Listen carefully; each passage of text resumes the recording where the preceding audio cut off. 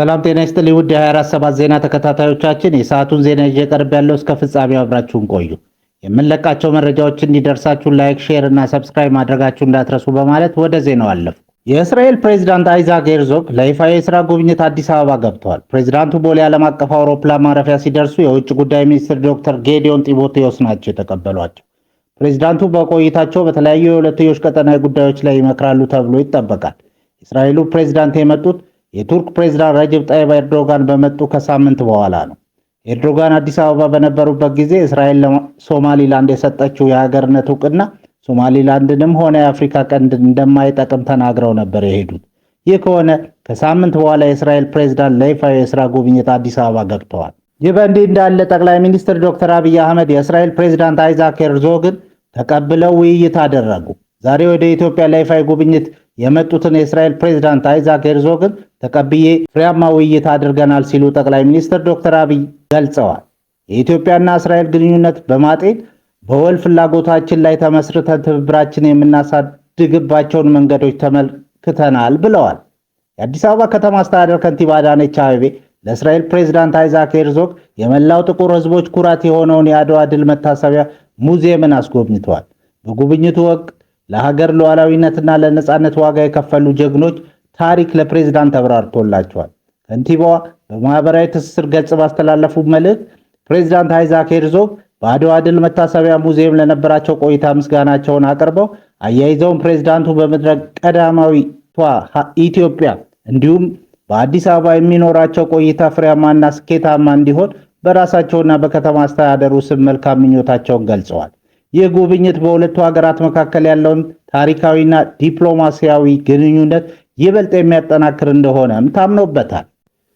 አዲስ ስታንዳርድ የኢትዮጵያ መገናኛ ብዙሃን ባለስልጣን የምዝገባ ምስክር ወረቀቱ መሰረዙን ትላንት ማክሰኞ ሲያሳውቅ የቀረበበትን ክስ ውድቅ አደረገ። ተቋሙ እስካሁን የሕግ ጥሰት ስለመፈጸሙ በባለስልጣን መስሪያ ቤቱ ምንም አይነት ማስጠንቀቂያ እንዳልደረሰውም አመለክቷል።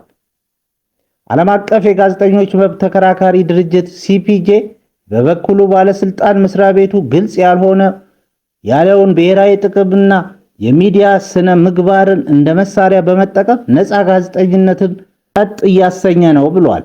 የኢትዮጵያ መገናኛ ብዙሃን ባለስልጣን የአዲስ ስታንዳርድ የበየነ መረብ መገናኛ ብዙሃን የምስክር ወረቀት ከትላንት የካቲት 17 ቀን 2018 ጀምሮ መሰረዙንና ምንም አይነት የሚዲያ ፈቃድና እውቅና እንደሌለው አሳውቋል። የአዲስ ስታንዳርድ ዋና አዘጋጅ ዮናስ ከድር ለዶቼ ቬሌ በሰጡት ምላሽ አዲስ ስታንዳርድ ተደጋጋሚ ማስጠንቀቂያዎች ደርሰውታል የሚለው ክስ እውነት አይደለም፣ ከእውነት የራቀ ነው ብለዋል። ዋና አዘጋጁ እርምጃው የፖለቲካ ውሳኔ ያለ በሚመስል ሁኔታ የነፃ ሚዲያው ላይ የተቃጣ ድርጊት ነው ሲሉ ኮንነዋል። አዲስ ስታንዳርድ የገጠሙትን የሕግና የአካሄድ ጥሰቶች ለኢትዮጵያ መገናኛ ብዙሃን ባለስልጣን ቦርድ በደብዳቤ እንደሚያሳውቃቱ ዮናስ አስረድተዋል። ይህ ቁጥጥር ሳይሆን ብቀላ ነው ያሉት የጋዜጠኞች መብት ተከራካሪ ድርጅት የአፍሪካ ዳይሬክተር አንጄላ ኩዊንታል የኢትዮጵያ መገናኛ ብዙሃን ባለስልጣን ግልጽ ያልሆኑ ብሔራዊ ጥቅሞችና የሚዲያ ስነ ምግባር እንደ መሳሪያነት በመጠቀም ነፃ ጋዜጠኝነትን ጸጥ እያሰኘ ነው ሲሉ ወቅሰዋል። ከአዲስ አበባ ጎጃም፣ ጎንደር የቤንዚንና የናፍጣ በመጥፋቱ የትራንስፖርት አገልግሎቱ ላይ ችግር እየፈጠረ ነው ተባለ። 2 ሊትር ቤንዚን 500 ብር እየተሸጠ ነው። ከአዲስ አበባ ጎጃም፣ ጎንደር የሚመላለሱ አሽከርካሪዎች ለተከታታይ ቀናት የቤንዚን እና የናፍጣ በመጥፋቱ በትራንስፖርቱ እንቅስቃሴ ላይ ችግር መፍጠሩ ተገለጸ።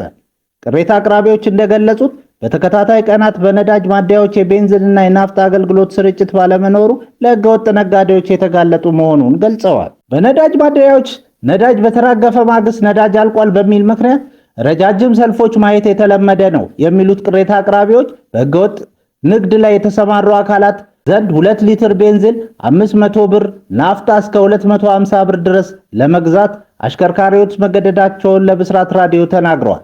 በተለይ በቤንዚን የሚንቀሳቀሱ ባለ 3 እግር ባጃጆች በፍቼ ከተማ ባሉ የነዳጅ ማደያ ጣቢያዎች በሙሉ የቤንዚን ነዳጅ ባለመኖሩ በከፍተኛ ችግር ላይ መሆናቸውን ገልጸዋል። ኮንትራት ወስደው የሚያመላልሷቸው ሕፃናት ተማሪዎችም ወደ ትምህርት ቤት ለማመላለስ እንደተቸገሩ ገልጸዋል። የትራንስፖርት ተገልጋዮችም በተከታታይ የሚፈጠሩ የነዳጅ እጥረቶች የተነሳ አሽከርካሪዎች የትራንስፖርት ዋጋ በመጨመራቸው ለእንግልት መደረጋቸው ገልጸዋል። አሽከርካሪዎችን እና የተገልጋዮች ቅሬታ በተመለከተ የኦሮሚያ ሰሜን ሸዋ ዞን የንግድ ጽሕፈት ቤት ተወካይ አቶ ቶልቻ ደሬሳ እንደገለጹት የቅሬታ አቅራቢዎቹ ችግር የተፈጠረው የነዳጅ አቅርቦቱና ተጠቃሚው በ20 በመቶ በማደጉና የነዳጅ አቅርቦቱ በተቆራረጠ መንገድ መሆኑ ችግሩን እንዳስከተለ ገልጸዋል። በተለይ የቤንዚን አቅርቦት በየጊዜው ያጋጠመ መሆኑን ገልጸው ይህንን ለመፍታት ከሚመለከተው አካል በየጊዜው ጥረት ቢያደርጉ መፍትሄ አለማግኘቱን ተናግረዋል።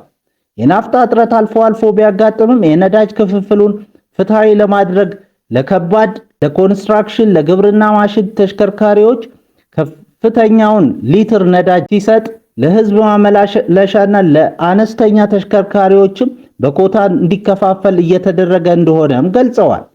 ህገወጥ የነዳጅ ዝውውር ለመግታት ከንግድ፣ ከትራንስፖርት፣ ከከተማ መስተዳድሩ፣ ከገቢዎች፣ ከፖሊስ ጽሕፈት ቤት የተውጣጡ የጥምር ኮሚቴ በዞኑ ባሉ 11 የነዳጅ ማደያዎች ተገኝተው ከጠዋቱ 12 ሰዓት የማደያ ጣቢያዎችን ካስጀመሩ በኋላ ማታ 12 ሰዓት ላይ የዕለቱ ሽያጭ በመመዝገብ የህገወጥ ሥራ ለመቆጣጠር ጥረት እያደረጉ መሆኑን ገልጸዋል።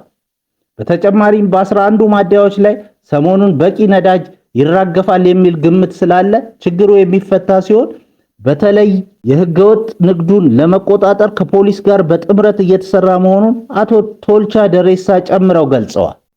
በሌላ ዜና የአሜሪካው ፕሬዝዳንት ዶናልድ ትራምፕ ከዚህ ቀደም በሁሉም ሀገራት ላይ ከፍተኛ ቀረጥ ታሪፍ እንደሚጥሉ ቃል ቢገቡ አዲሱ ዓለም አቀፍ ታሪፍ በ10% መጠን ተፈጻሚ ሆኗል። ባለፈው አርብ የአሜሪካ ጠቅላይ ፍርድ ቤት ትራምፕ ቀደም ሲል የጣሉትን ሰፊ ታሪፍ ካገደ በኋላ ፕሬዝዳንቱ ከሁሉም ሀገር በሚገቡ ዕቃዎች ላይ 10% ዓለም አቀፍ ታሪፍ እንደሚጥሉ ተናግረው ነበር። ቅዳሜ ዕለት ደግሞ መጠኑ 15% ይሆናል ቢሉም ትላንት ማክሰኞ የወጡ ይፋዊ ሰነዶች ግን ታሪፉ በ10% መጀመሩን ያሳያል። ትራምፕ ይህን እርምጃ የወሰዱት በሀገሪቱ የ1974 የንግድ ሕግ በተሰጣቸው ስልጣን መሰረት ነው። ይህ ሕግ ፕሬዝዳንቱ የኮንግረስ ፈቃድ ሳይጠብቁ ለ150 ቀናት የሚቆይ ታሪፍ እንዲጥሉ ይፈቅድላቸዋል። ትላንት ማክሰኞ በወጡ ሰነዶች ትራምፕ የጣሉት ታሪፍ በ10% መጀመሩን አመልክቷል። የዋይት ሃውስ ባለስልጣናት ቀረጡን ወደ 15% ለማሳደግ እየሰሩ መሆናቸውን ገልጸዋል። ነገር ግን ይህ ለውጥ መቼ ተግባራዊ እንደሚሆን አልታወቀም። በጣሊያን በቲቪ እግር ኳስ ሲያይ የነበረው ባል በገዛ ሚስቱ በቢላ ተወጋ። በጣሊያን ኔፕልስ ከተማ አንድ የ40 ዓመት የናፖሊ ደጋፊ በገዛ ሚስቱ ተወግቶ ሆስፒታል ገባ። ግጭቱ የተነሳው ባለፈው እሁድ ናፖሊ ከአትላንታ ጋር ሲጫወት ባልየው በዳኛው ውሳኔ ተበሳጭቶ በከፍተኛ ድምፅ ሲሳደብ ነበር።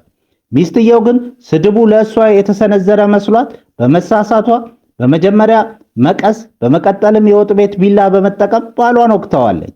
ግለሰቡ በደረሰበት ጉዳት ሆስፒታል ገብቶ ሕክምና እየተደረገለትና በደህና ሁኔታ ላይ እንደሚገኝ ተገልጿል። የ35 ዓመቷ ሚስት ደግሞ በቁጥጥር ስር ውላለች ሲሉ የጣሊያን መገናኛ ብዙሃን ሰሞኑን ዘግበዋል። አሜሪካ ኤፍ-22 የተሰኙ ዘመናዊና በራዳር የማይታዩ ተዋጊ ጄቶችን ወደ መካከለኛው ምስራቅ ማጓጓዝ ጀመረች። የበረራ መከታተያ መረጃዎች እንደሚያመለክቱት 12 የሚሆኑት እነዚህ ተዋጊ አውሮፕላኖች በእንግሊዝ በኩል አድርገው ወደ መዳረሻቸው በመጓዝ ላይ ናቸው።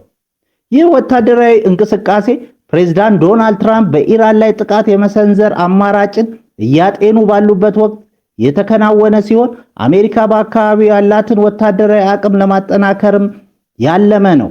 በሌላ በኩል የኢራን ዲፕሎማቶች ለሰላም ቅድሚያ እንዲሰጥ ቢጠይቁም ዋይት ሃውስ ግን ወታደራዊ እርምጃ አሁንም እንደ አማራጭ መያዙን አስታውቀዋል። ክቡራን አድማጮቻችን ለሰዓቱ ያልናቸው ዜናዎች በዚህ እናበቃለን።